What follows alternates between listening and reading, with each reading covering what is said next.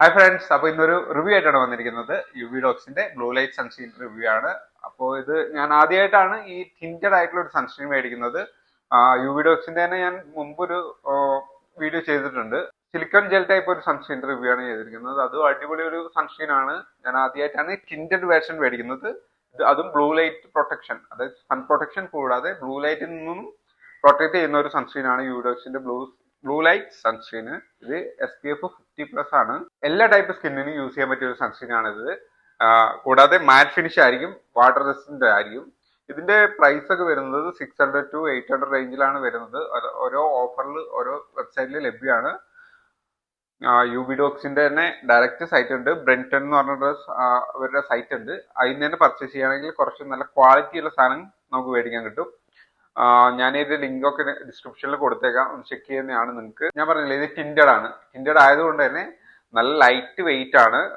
പിന്നെ super smoothie ആണ്.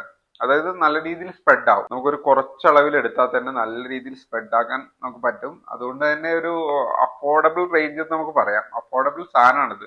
അതായത് നമുക്ക് ഇത് ഒരു 1 month ഒക്കെ സുഖമായിട്ട് നമുക്ക് യൂസ് ചെയ്യാൻ പറ്റും. മറ്റേ സൺസ്ക്രീൻ ഒക്കെ 3 ഫിംഗർ എടുത്ത് യൂസ് ചെയ്യണം. അതൊക്കെ ഭയങ്കര ഇതാണ്. ഇത് അധികം യൂസ് ചെയ്യേണ്ട ആവശ്യമില്ല. ഇതൊരു ടിൻറ്റഡ് സൺസ്ക്രീൻ ആയതുകൊണ്ട് തന്നെ നല്ല രീതിയിൽ നമുക്ക് ഒരു ഗ്ലോ തരാൻ, നമുക്ക് ഫേസിനൊക്കെ നല്ല രീതിയിൽ ഒരു ഗ്ലോ തരാൻ സഹായിക്കുന്നു. പിന്നെ ഇത് ബ്ലൂ ലൈറ്റ് പ്രൊട്ടക്ഷൻ എന്ന് വെച്ചാൽ നമ്മളിപ്പോ മൊബൈൽ യൂസ് ചെയ്യും, TV സ്ക്രീന്, ലാപ്ടോപ്പ് സ്ക്രീന്, അതിനൊക്കെയുള്ള ബ്ലൂ ലൈറ്റ് ഉണ്ട്. ആ ബ്ലൂ ലൈറ്റ് നമ്മുടെ സ്കിന്നിനെ ഡാമേജ് ആക്കുന്നുണ്ട്. അത് ഒരു പരിധി വരെ നമ്മുടെ ഈ സൺസ്ക്രീൻ യൂസ് ചെയ്ത് കഴിഞ്ഞാൽ പ്രൊട്ടക്ട് ചെയ്യും. പിന്നെ ഇതൊരു ജെൽ ടൈപ്പ് ആയിട്ടുള്ള സൺസ്ക്രീൻ ആണ്. അപ്പോൾ ഈസി ആയിട്ട് നമുക്ക് അപ്ലൈ ചെയ്യാൻ പറ്റും. നല്ല രീതിയിൽ സ്പ്രെഡ് ആവുന്നുണ്ട്. അതുകൊണ്ട് തന്നെ നമുക്ക് അധികം എമൗണ്ട് യൂസ് ചെയ്യേണ്ടി വരില്ല.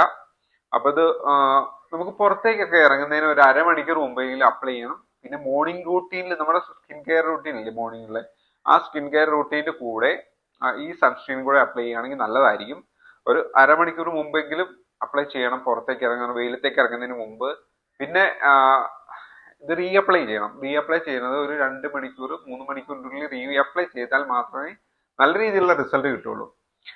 ഇപ്പൊ ചിലവർ ചോദിക്കാറുണ്ട്, ഈ സൺസ്ക്രീൻ ഇട്ടിട്ട്, ഈ ഓൾറെഡി ഇട്ട സൺസ്ക്രീൻ വാഷ് ചെയ്ത് കളഞ്ഞിട്ട് വേണോ റീഅപ്ലൈ ചെയ്യാൻ?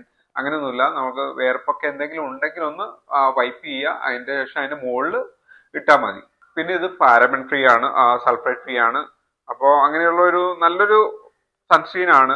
അപ്പൊ ഇത് മേടിക്കാന്നുണ്ടെങ്കിൽ ഞാൻ ലിങ്ക് ഒക്കെ കൊടുത്തേക്കാം.